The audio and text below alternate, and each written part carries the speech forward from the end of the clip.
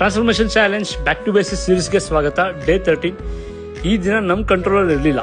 ನಮ್ಮ marriage gift ಅಂತ ಹೇಳಿ ಪೂಜಾ ಅವ್ರ ಫ್ರೆಂಡ್ಸು ಒಂದು ರೆಸಾರ್ಟ್ ಬುಕ್ ಮಾಡಿದರು.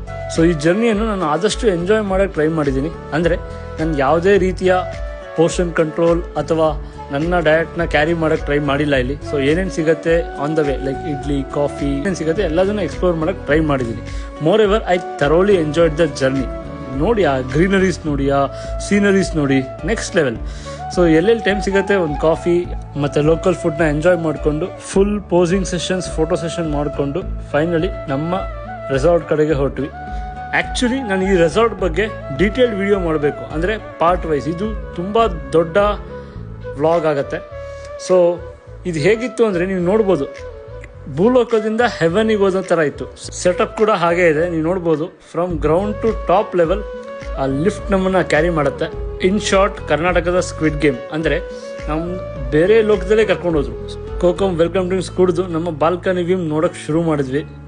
ನಾವಂತೂ ಕಳೆದೇ ಹೋದ್ವಿ ಗುರು, ನಿಜವಾಗ್ಲು.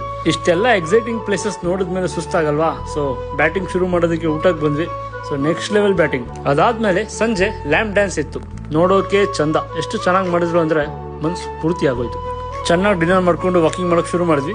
ಈ ರೆಸಾರ್ಟ್ ಡೀಟೇಲ್ಸ್ ತಿಳ್ಕೋಬೇಕು ಅಂದರೆ ನೆಕ್ಸ್ಟ್ ವ್ಲಾಗ್ ತಪ್ಪದೇ ನೋಡಿ. Good night.